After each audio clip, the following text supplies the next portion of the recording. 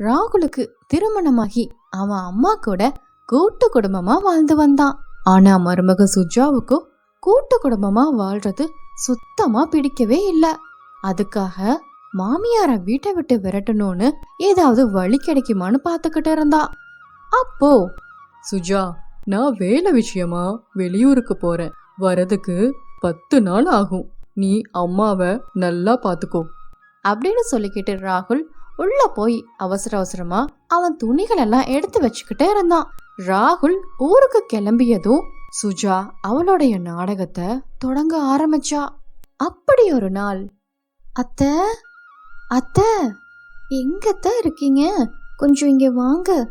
என்னம்மா சுஜா, கூட்டியா? அத்தை, எனக்கு ஒரே இடுப்பு வலியா இருக்கு, என்னால எழுந்திருக்கவே முடியல. என்னம்மா ஆச்சு சுஜா? நீ காலையிலிருந்து வேலை பார்த்துக்கிட்டு இருந்திருப்ப, அதனாலதான் இடுப்பு வலிக்குது. நீ பேசாம படுத்துக்கோ, நானே மீதி இருக்கிற எல்லா வேலையும் பார்த்துக்கிறேன் அப்படின்னு சொல்லிக்கிட்டு மாமியார் கோமதி வீட்டு வேலையெல்லாம் இழுத்து போட்டு செஞ்சு முடிச்சாங்க. ரொம்ப சோர்வாகவும் பசியோடவும் சாப்பிடலான்னு உட்காரும் பொழுது அப்போ சுஜா, அத்தை எனக்கு ஒரு உதவி செய்றீங்களா அப்படின்னு சொல்லி நாடகத்தை ஒன்ன தொடங்க ஆரம்பிச்சா. என்னம்மா சுஜா, சொல்லுமா. அத்தை, நம்ம வீட்டு பின்னாடி ஒரு மாங்காய் மரம் இருக்கு இல்லையா, அதுல இருக்க மாங்காய் எல்லாம் பறிச்சு என் தங்கச்சி வீட்டுல கொண்டு போய் கொடுத்துட்டு வரீங்களா? அவ நாளைக்கு ஃபேமிலியோட டெல்லிக்கு கிளம்பி போறான், ரொம்ப ஆசைப்பட்டு என்கிட்ட கேட்டா, நானும் தரேன்னு சொல்லிட்டேன். மாங்காய் சீசனே முடிய போகுது. சுஜாவுக்கு தன் மாமியார குடும்பப்படுத்த நல்ல ஒரு சந்தர்ப்பமும் கிடைச்சது. மாமியார் கோமதியும் வேற வழி இல்லாம மருமக சுஜா சொன்ன மாதிரியே மாங்காய் எல்லாம் பறிச்சு ரெடி பண்ணி வச்சாங்க. யாமா சுஜா, மாங்காய் எல்லாம் பறிச்ச மூட்டை கட்டி வச்சுட்டாமா? ரொம்ப வெயிட்டா இருக்குது. சரி சரி, நான் ஆட்டோ புடிச்சு உன் தங்கச்சி வீட்டுல கொண்டு போய் கொடுத்துட்டு வந்துடுறேன். அத்தை, எதுக்குத்தான் ஆட்டோல போகணும், இப்பதான் ஃப்ரீ பஸ் எல்லாம் இருக்குதே, ஜாலியா ஜன்னலோரமா உட்காந்துட்டு போனீங்கன்னா காத்து சும்மா சூப்பரா வீசும்ல, தேவையில்லாம ஆட்டோக்கு எதுக்கு காசு கொடுத்து வேஸ்ட் பண்றீங்க அப்படின்னு சுஜா சொன்ன உடனே மாமியாரும் பஸ்ல போகிறதுக்காக பஸ் ஸ்டாப்புக்கு போனாங்க. மாமியார் கிளம்பி போன உடனே சுஜா வீட்டை பூட்டிக்கிட்டு அவளும் ஊர் சுத்த கிளம்பிட்டா. மாமியார் கோமதி மாங்காய் மூட்டைகளை சுமக்க முடியாம சுமந்து சுஜாவுடைய தங்கச்சி வீட்டுக்கு போனாங்க. அங்க போய் பார்த்தா வீடு பூட்டி கிடந்தது. என்ன செய்யறதுனே தெரியாம ஒரே யோசனையா நடந்து போனாங்க. மூட்டைகளை தூக்கிட்டு வந்ததால ரொம்ப களைப்பாகவும் சோர்வாகவும் ஆனாங்க. கொஞ்ச நேரம் உட்காரலாமேன்னு ரோட்டு ஓரமா இருக்கிற ஒரு திண்ணையில ஏறி உட்கார்ந்தாங்க. அப்போ சுஜாவுடைய அம்மா லக்ஷ்மி அந்த பக்கமா வந்தாங்க. என்ன சம்பந்தி இங்க உட்கார்ந்துகிட்டு இருக்கிறீங்க? உங்க சின்ன பொண்ணு வீட்டுக்கு தான் வந்தேன். மருமக சுஜா இந்த மாங்காயெல்லாம் கொடுத்துட்டு வர சொல்லியிருந்தான், அதுதான் மூட்டையை எடுத்துட்டு வந்தேன். வந்து பார்த்தா வீடு பூட்டி கிடந்தது, என்ன பண்ணறதுன்னு தெரியல. ரொம்ப அசதியாகவும் இருந்துச்சு, அதுதான் இப்படியே உட்கார்ந்துகிட்டேன். அட, என்ன சம்பந்தி சொல்லுறீங்க? ஏன் சின்ன பொண்ணு ஊர்லயே இல்லையே, அது உங்களுக்கு தெரியாதா? அப்படியா, நாளைக்கு தான் உங்க சின்ன பொண்ணு ஊருக்கு போறதாக சுஜா சொன்னாலே அப்படின்னு சொன்ன உடனே சுஜாவுடைய அம்மாவுக்கு இவன் ஏன் இப்படி பொய் சொன்னா அப்படின்னு லக்ஷ்மி மனசுக்குள்ளேயே நினைச்சாங்க. சரி சரி சம்பந்தியே, வாங்க வீட்டுக்கு போவோம், இங்க ஏன் நின்னுகிட்டு இருக்கிறீங்க? இது சுஜாவோட வேலையாதான் இருக்கணும். ஏதாவது பொய்ய சொல்லி மாமியார கவனிக்காம ஊரை சுத்த இப்படி ஒரு ஐடியா போட்டிருப்பா அப்படின்னு மனசுக்குள்ளேயே நினைச்சாங்க லக்ஷ்மி அம்மா. லக்ஷ்மி தன் வீட்டுக்கு கோமதி அம்மாவை அழைச்சிட்டு போனாங்க.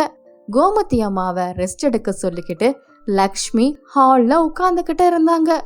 அப்போ ஊரையெல்லாம் சுத்திக்கிட்டு ஷாப்பிங் எல்லாம் முடிச்சுக்கிட்டு ரொம்ப சந்தோஷமா அவங்க அம்மா வீட்டுக்கு வந்தா சுஜா. அம்மா அம்மா. வா சுஜா, எப்படிமா இருக்க? உனக்கு ஒரு சந்தோஷமான விஷயம், நான் ஒரு 10 நாளைக்கு இங்கதான் இருக்க போறேன். ரொம்ப சந்தோஷமா உங்க அம்மா கிட்ட சொன்னான். நீ தாராளமா இருக்கலாம் சுஜா, இது உன் வீடாச்சே. என்னம்மா இது, ஒரே அதிசயமா இருக்கே. நான் எப்ப வந்து இங்க தங்கினாலும் மாமியார பாத்துக்கணும், அந்த வீட்ல தான் இருக்கணும்னு சொல்லி 1000 அட்வைஸ் பண்ண தொடங்குவ. ஆனா இன்னைக்கு இப்படி சொல்றியே, என்னால இத நம்பவே முடியல போ. சரி சரி, அப்பாடா, இன்னை ஒரு 10 நாளைக்கு நான் ஜாலியா இங்க தான் இருக்க போறேன், அந்த மாமியார் கிளவி தொல்லை இல்லாம.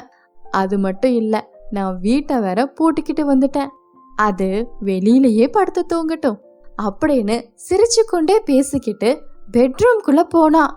அப்போ அங்க மாமியார் கோமதி படுத்துக்கிட்டு இருந்தாங்க. அத பார்த்த உடனே சுஜாவுக்கு அதிர்ச்சி தாங்கல. என்ன இது, இவங்க எப்படி இங்க அப்படின்னு ஒரே குழப்பமா யோசிக்கும் போது அப்ப மாமியார், வாமா சுஜா, இப்பதான் வந்தியா? நீ இடுப்பு வலின்னு கஷ்டப்பட்டுட்டு இருந்த, உன்னை வேற தனியா விட்டுட்டு வந்துட்டேமேன்னு எனக்கு ஒரே யோசனையா இருந்துச்சு. வழியில அம்மாவை பார்த்த, அவங்க தான் இங்க கூட்டிக்கிட்டு வந்தாங்க. ஏன் சுஜா, மனசு யாருக்குடி வரும்? நீ ரொம்ப கொடுத்து வச்சபடி இப்போ உங்க மாமியாரு நம்ம வீட்டுல தான் இருக்கிறாங்க, இதனால நீ அங்கேயும் இங்கேயும் அலையணும்னு அவசியமே இல்லை. மாமியார நம்ம வீட்லயே வச்சு பாத்துக்கலாம் அப்படின்னு அவங்க அம்மா லக்ஷ்மி சொல்லவும் அதை கேட்ட சுஜா ரொம்ப அதிர்ச்சியானா. எனக்கு ரொம்ப தங்கமான மருமக கிடைச்சிருக்கா, என் மாமியார் கொடுத்த நகையெல்லாம் பத்திரமா வச்சிருக்கேன், எல்லாமே என் மருமக சுஜாவுக்கு தான் அப்படின்னு மாமியார் சொல்லவும் அதை கேட்ட சுஜா, இவ்வளவு நல்ல மாமியார பாரமா நினைச்சு நான் விரட்டி விட நினைச்சனே அப்படின்னு சுஜா அவ தவற உணர ஆரம்பிச்சா. அத்தை, அவர் ஊருக்கு போன போதெல்லாம் உங்களை நான் நல்லபடியா பார்த்துப்பேன் அத்தை, நம்ம வீட்டுக்கே போகலாம் அப்படின்னு சுஜா சொல்றத கேட்ட உடனேயே அம்மா லக்ஷ்மிக்கு மனசு ரொம்ப சந்தோஷமா இருந்தது. நம்ம ஒருத்தருக்கு எவ்வளவுதான் கெடுதல் செய்திருந்தாலும் அவங்க நமக்கு நன்மை செய்யும் பொழுது நாம நம்ம தவற உணர்ந்து திருந்துறது தான் நியாயம். இதுதான் இன்னைக்கு ஸ்டோரி. இந்த ஸ்டோரி உங்களுக்கு பிடிச்சிருந்தா லைக் பண்ணுங்க, ஷேர் பண்ணுங்க, சப்ஸ்கிரைப் பண்ணுங்க. ஒரு அழகான ஊர்ல சிவகாமி சீனுன்னு ஒரு கணவன் மனைவி வாழ்ந்துட்டு இருந்தாங்க. சிவகாமிக்கும் சீனுக்கும் பிறந்த ஒரே பையன்தான் ரகுபதி. சீனு ஒரு பெரிய ஹோட்டல்ல சமையல் மாஸ்டரா வேலை செஞ்சுட்டு இருக்காரு. அவருடைய மனைவி சிவகாமி வீட்டுல இருக்க வேலைய பாத்துப்பாங்க. இவங்க 2 பேத்துக்கும் உலகமே அவங்க பையன் ரகுபதி தான். ரகுபதிக்கு இப்போ 25 வயசு ஆகுது. அவன் படிப்பை முடிச்சுட்டு 3 வருஷமா வேலை தேடிட்டு இருக்கான். சிவகாமி, அவன் நேரமோ என்னமோ தெரியல, 3 வருஷம் ஆகியும் அவனுக்கு வேலை கிடைக்கல. நான் போய் அவன் ஜாதகத்தை ஜோஷியர்கிட்ட காட்டி கேட்டுட்டு வரேன் அப்படின்னு சொல்லிட்டு சீனு ஜோஷியரை பாக்குறதுக்காக போனாரு. ஜோஷியரே, என் பையனுக்கு 3 வருஷம் ஆகி வேலையே கிடைக்கல, இந்தாங்க அவனோட ஜாதகம், இத பார்த்து அவனுக்கு நல்ல நேரம் எப்ப வரும்னு சொல்லுங்க. அட கவலைய விடுங்க சார், எல்லாம் கட்டம்தான் காரணம், என்ன பிரச்சனைன்னு இப்ப பார்த்து சொல்றேன். சீனு கையில் இருந்த ரகுபதி ஜாதகத்துக்கு பதிலா தன்னோட ஜாதகத்தை கொடுத்தாரு. சீனு இருந்த பதட்டத்துல அத கூட கவனிக்கல.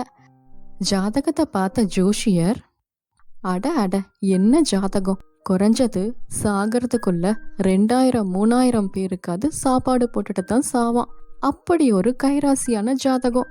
இவ்வளவு பேருக்கு சாப்பாடு போடுறவன் கண்டிப்பா இவன் பெரிய பணக்காரன் தான் ஆவான். அதை கேட்ட சீனு, அட சும்மா இருங்க ஜோஷியரே, நானே 3000 பேருக்கு சாப்பாடு போட்டிருக்கேன், நான் ஒரு சமயக்காரன், நான் என்ன பணக்காரனா ஆயிட்டேன் என்ன சொல்ல? சரி சரி, வேற ஏதாவது யோகம் இருக்கான்னு பாக்குறேன். பாருங்க, இந்த ஜாதகக்காரனுக்கு கொஞ்சம் அறிவு கம்மி.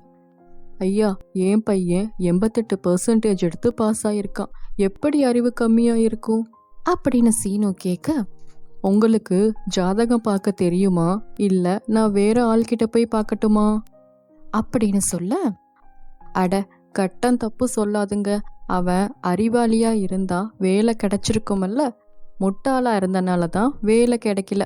பேசாம உங்க சமையல் கலைய சொல்லி கொடுங்க, ஒருவேளை கட்டத்துல இருக்கிற மாதிரி பணக்காரனா ஆக கூட வாய்ப்பு இருக்கு அப்படின்னு ஜோஷியர் சொன்னாரு. சரி என முடிவெடுத்தார் சீனு. மேலும் தன் ஜாதகத்தையும் பாருங்கன்னு சொல்லி ரகுபதி ஜாதகத்தை தன் ஜாதகம் என மாற்றி கொடுத்தார் சீனு. இவர்களின் பேரை கூட தெரியாத ஜோஷியர் யாருக்கு ஜாதகம் பார்க்கிறோன்னு என்று தெரியாமலே கட்டத்தில் இருப்பதை மட்டும் சொல்லிக்கொண்டு இருந்தாரு. இப்போ சீனு ஜாதகம் என நினைச்சு ரகுபதி ஜாதகத்தை பார்த்துட்டு இருக்காரு. அட, இது ரொம்ப கஷ்டப்பட்ட ஜாதகங்க. ஆனா இப்போ எல்லா கட்டமும் டாப்ல இருக்கு. பெரிய யோகக்காரனா ஆக போறான். சரி, இப்பவாது சரியா சொன்னீங்களே ஜோஷியரே. நான் ரொம்ப கஷ்டப்பட்டு தான் இந்த நிலைமைக்கு வந்தேன். அப்படி என்ன இப்ப நல்ல நிலைமைக்கு வந்துட்டீங்க? நான் 10 வருஷமா காய்கறி வெட்டிட்டு இருந்தேன். இப்பதான் சமயக்காரனா ஆயிருக்கேன். அதை கேட்ட ஜோஷியர், என்ன ஓய், இதெல்லாம் ஒரு நிலைமையா? இந்த கட்டத்துல இருக்க ஜாதகக்காரனுக்கு சமையல் சுட்டு போட்டாலும் வராது. அப்படி இருக்க நீ சமையல்காரன் ஆனதே ஒரு அதிர்ஷ்டம்தான். நீ இனிமேல் தான் வேற லெவலுக்கு போக போற. அது மட்டும் இல்ல, உனக்கு காதல் திருமணமும் இருக்கு அப்படின்னு இந்த கட்டம் சொல்லுது. தப்பு தப்பு, என்ன இப்படி சொல்லிட்டு இருக்கீங்க? எனக்கு கல்யாணம் ஆயிடுச்சு. சரி ஜோசியரே, நான் வரேன் அப்படின்னு சொல்லிட்டு அங்கிருந்து சீனு வீட்டுக்கு போனாரு. வீட்டுக்கு போனதும் அவருடைய மனைவி சிவகாமி கேட்டாங்க, என்னங்க, என்ன ஆச்சு? ஜோஷியர் என்ன சொன்னாரு? அட, அந்த ஜோஷியர் உன் பையனுக்கு சமையல் வேலைய கத்து கொடுக்க சொன்னாரு. அவனுக்கு அதை தவிர வேற எதுவும் வராதான். உன் பையன் ரகுபதி முட்டாளாம். அதனாலதான் இன்னும் வேலை கிடைக்கலையாம். இதை கேட்ட ரகுபதி, என்னப்பா ஒரு ஜோஷியர் சொன்னாருன்னு கேட்டுட்டு என்ன முட்டாளுன்னு சொல்றீங்க? இந்த காலத்துல இதையே நம்பிட்டு இருக்கீங்க? இதையெல்லாம் பார்த்துட்டு இருந்த சிவகாமி, என்னங்க, அதுக்கு என்ன பண்றது? நம்ம பையன் வாழ்க்கையில மேல வர என்ன பண்ணலாம்? கவலைப்படாத சிவகாமி, அவனுக்கு சமையல் கத்து கொடுத்தா போதும். அது மட்டும் இல்ல, எனக்கு சமையல் சுத்தமா செட் ஆகாதான். நானும் சமையலை நம்ம பையனுக்கு சொல்லி கொடுத்துட்டு இந்த வேலையை விட்டுட்டு வேற ஏதாவது பண்ணலான்ட்டு இருக்கேன். நான் சீக்கிரமா இப்போ நல்ல நிலைமைக்கு போயிடுவேன்னு சொன்னாரு. இதையெல்லாம் கேட்ட ரகுபதிக்கு ஒரே வருத்தம். பெத்த பையன் ஏன் பேச்ச நம்பல. யாரோ ஒரு ஜோஷியர் சொன்னதை கேட்டு இவ்வளவு நம்பிக்கையா பேசுறாங்க. இந்த நம்பிக்கையில பாதி கூட என் மேல இல்ல அப்படின்னு வருத்தப்பட்டான் ரகுபதி. இங்க பாரு தம்பி, இனி நீ சமையல் கத்துக்கணும். வெளியே எங்கேயும் போகாத, வீட்டுக்கு பின்னாடி போ. அப்பா வந்து உனக்கு சமையல் சொல்லித்தரேன். சிறிதும் விருப்பம் இல்லாமல் வேற வழி இல்லாத ரகுபதி சமையல் கத்துக்கொள்ள ஒத்துக்கிட்டான். நாட்கள் ஆக ஆக சீனு அவன் கத்துக்கொண்ட அனைத்து சமையல் கலையும் ரகுபதிக்கு கத்து கொடுத்தான். ஆனா ரகுபதி எவ்வளவு முயற்சி செய்தும் அவனால நல்லாவே சமையல் கத்துக்கொள்ள முடியல. ஒரு நாள் சீனு வேலை பார்க்கும் அந்த பெரிய ஹோட்டல்ல 300 பேருக்கு சமைக்கிறதுக்கு சமையல் ஆர்டர் வந்துச்சு. அப்ப சீனுக்கு ஒரு யோசனை தோணுச்சு. வீட்டுக்கு வந்ததும் ரகுபதிய பார்த்து, தம்பி, எங்க ஹோட்டல்ல 300 பேருக்கு சமைக்கிறதுக்கான ஆர்டர் வந்திருக்கு. இந்த ஆர்டரை நீ எடுத்து பண்ணு. நீ தனியாகவே பண்ணு அப்படின்னு சொல்லி ரகுபதிய அந்த ஹோட்டலுக்கு அனுப்பிச்சு விட்டாரு. ரகுபதியும் அந்த ஹோட்டலுக்கு போனான். அங்க 300 பேருக்கு பிரியாணி சமைக்க சொன்னாங்க. அவனும் தான் அப்பா சொல்லி கொடுத்த எல்லாத்தையும் ஞாபகத்துல வச்சுட்டு 300 பேருக்கு சமைக்க ஆரம்பிச்சான். 3 மணி நேரமா ஏதோ சமைச்சு கொண்டே இருந்தான். சாப்பாட்டுக்காக காத்துட்டு இருந்த மக்கள் கத்த ஆரம்பிக்க அதை பார்த்துட்டு இருந்த ஹோட்டல் மேனேஜர் கிச்சன்ல போய் பார்த்தாரு. என்னப்பா பண்ணிக்கிட்டு இருக்க? நேரம் ஆச்சு, அங்கெல்லாம் கத்துக்கிட்டு இருக்காங்க. சரி சரி, அந்த பிரியாணிய கொடு, நான் முதல்ல சாப்பிட்டு பார்த்துட்டு சொல்றேன் என்ன பேசியபடி அந்த பிரியாணியை சாப்பிட்டார். ஐயோ, என்னப்பா இது, வாயிலேயே வைக்க முடியல. யார் இங்க சமையக்காரன்? நீதானா? இல்ல சார், என் அப்பா தான். அவர் தான் இங்க சமைக்க சொல்லி சொன்னாரு. இத பார்த்து கோவப்பட்ட மேனேஜர் என்ன செய்யறதுன்னு தெரியாம அப்ப சமாளிப்பதற்காக வெளிக்கடையில இருந்து உணவை வாங்கி கொடுத்தாரு. அதுக்கப்புறம் ரகுபதியோட அப்பா சீனுவை வர சொன்னாரு. சார், என்ன ஆச்சு? என்னையா சமையல் கத்து கொடுத்துருக்கீங்க இவனுக்கு? அரிசிக்கும் ரவைக்கும் கூட வித்தியாசம் தெரியல. பிரியாணில ரவைய போட்டு சமைச்சு வச்சிருக்கான். என்னது? அட ராமா, அனுமா, ஆஞ்சநேயா, யோ, எல்லாம் ஒண்ணுதான். இப்ப எதுக்கு கத்திக்கிட்டு இருக்க? உன் பையன் பண்ண தப்புக்கு 30,000 ரூபாய் நான் செலவு பண்ணியிருக்கேன். அந்த காசை சரி பண்ணிட்டு போங்க. சார், என்கிட்ட அவ்வளவு பணம் இல்லை. இதையெல்லாம் பார்த்து கொண்டிருந்த ரகுபதி ஒரு யோசனை சொன்னான். மேனேஜர் சார், எனக்கு ஒரு யோசனை. உங்க ஹோட்டல்ல எனக்கு ஒரு வேலை கொடுங்க. 30,000 ரூபாய் பணம் தீரும் வர நான் இங்க வேலை செய்யறேன் அப்படின்னு சொன்னான். நீ என்ன வேலை பண்ணுவ? சார், நான் 88% எடுத்து டிகிரி பாஸ் பண்ணியிருக்கேன். உங்களுக்கு அசிஸ்டண்டா இருக்கேன் அப்படின்னு சொன்னான். அதை கேட்ட மேனேஜரும் அதுக்கு சம்மதிச்சாரு. இதை பார்த்துட்டு இருந்த சீனு ரகுபதிய தனியா கூப்பிட்டு, தம்பி, நீ சமையல் தொழில தான் பெரிய ஆளா வருவேன்னு ஜோஷியர் சொல்லியிருக்காரு. இங்க பாரு, அப்பா சொல்றத கவனி. நீ சமையல் வேலையவே பண்ணு. அதுக்கு ரகுபதி சொன்னா, அப்பா, எனக்கு ஜாதகத்துல நம்பிக்கை இல்லை. என் மனசு சொல்றபடி இங்கே நான் வேலை பண்ண போறேன் அப்படின்னு சொல்லிட்டு அந்த 5 ஸ்டார் ஹோட்டல்ல வேலை செய்ய ஆரம்பிச்சான். 3 மாசத்துல அவன் வேலை செஞ்சு மேனேஜருக்கு கொடுக்க வேண்டிய 30,000 பணத்தையும் கொடுத்தான். அதை பார்த்தா மேனேஜர் இவ்வளவு அறிவாகவும் புத்திசாலித்தனத்தையும் பார்த்து அவனுக்கு பெர்மனண்டானவே மேனேஜர் வேலை போட்டு கொடுத்தாங்க. அது மட்டும் இல்லாம சொன்ன மாதிரியே பணத்தை திருப்பி கொடுத்த நல்ல குணத்தை பார்த்து அவரோட மகளையும் திருமணம் பண்ணி வச்சாங்க. அவங்க வாழ்க்கை மிக சிறப்பா மாறியது. அப்புறம் ரகுபதி சொந்தமா ஒரு ஹோட்டலையும் தொடங்கினான். பெரிய தொழிலதிபராகவும் ஆயிட்டான். அவங்க வாழ்க்கை ரொம்ப சிறப்பா இருந்துச்சு. அதுக்கப்புறம் சீனு சமையல் வேலையெல்லாம் விட்டுட்டு வீட்டுல சந்தோஷமா பொழுத கழிச்சிட்டு இருந்தாரு. அதிர்ஷ்டம் கை கொடுக்குமா ஜாதகம் கை கொடுக்குமான்னு தெரியாது சிவகாமி, ஆனா நம்பிக்கை கை கொடுக்கும். இந்த ஸ்டோரி உங்களுக்கு பிடிச்சிருந்தா லைக் பண்ணுங்க, ஷேர் பண்ணுங்க, சப்ஸ்கிரைப் பண்ணுங்க.